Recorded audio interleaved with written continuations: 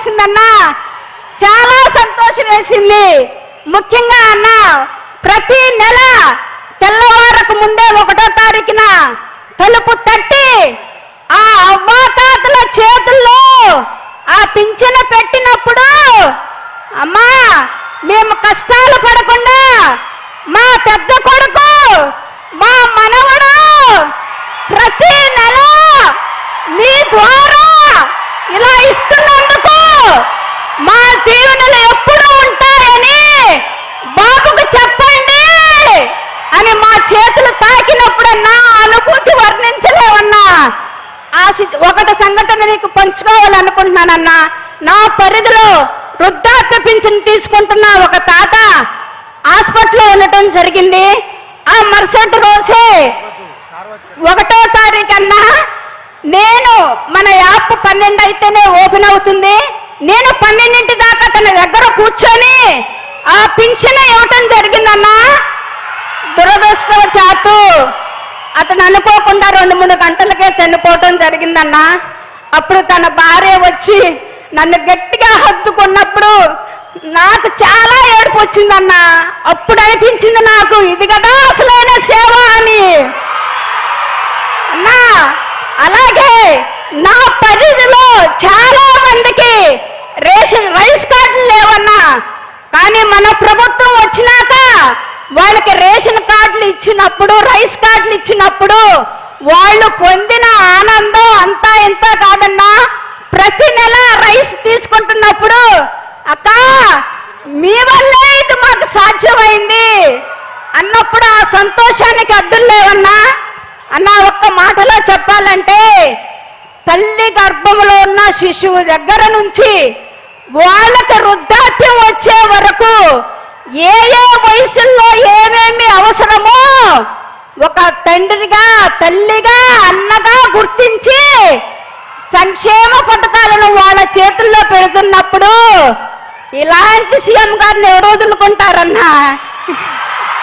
ఎవరు వదులుకుంటారన్నా? బిడ్డ పుడితే గోరు ముద్ద, బడికి వెళితే అమ్మఒడి, కాలేజీకి వెళితే వసతి దీవెన, విద్యా దీవెన, అక్క చెల్లెలకు ఆసరా చేయూత, రైతు భరోసా, 0 వడ్డీలు, ఆరోగ్యం బాగోపోతే వైఎస్ఆర్, ప్రమాదం జరిగితే బీమా. ఈ పథకాలు ఉంటే ఇతర దేశాలు, రాష్ట్రాలు మన సీఎం గారు వైపు, మన రాష్ట్రం వైపు చూడకుండా ఎలా ఉంటాయన్నా? అందుకే రాష్ట్ర ప్రజల గుండెల్లో మీరు ఒక ప్రత్యక్ష దేవుడైపోయారన్నా. ఆ ప్రజల దీవెనలు మీకెప్పుడు మెండుగా దిండుగా ఉంటాయన్నా. మేము ఇంకా రాబోయే రోజుల్లో ఇంతకంటే రెట్టింపు ఉత్సాహంతో పని చేస్తామని మా వాలంటీర్ల తరఫున మాట ఇస్తున్నానన్నా. రాష్ట్ర ప్రజలు మరలా మీ కోసం సిద్ధంగా ఉన్నారన్నా.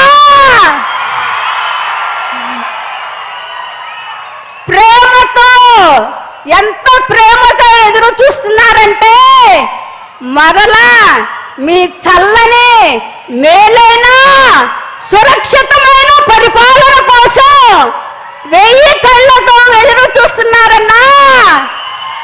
అది మీరు త్వరలోనే చూస్తారన్నా.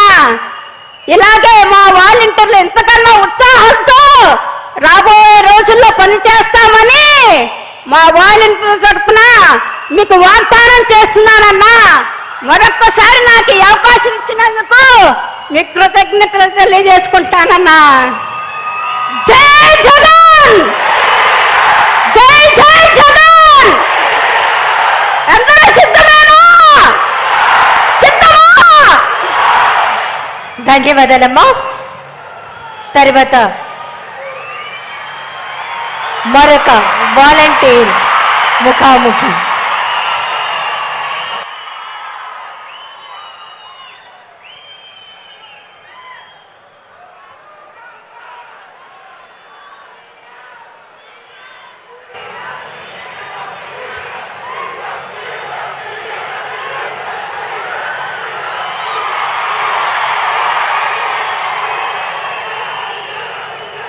మరొక వాలంటీర్ ముఖాముఖి.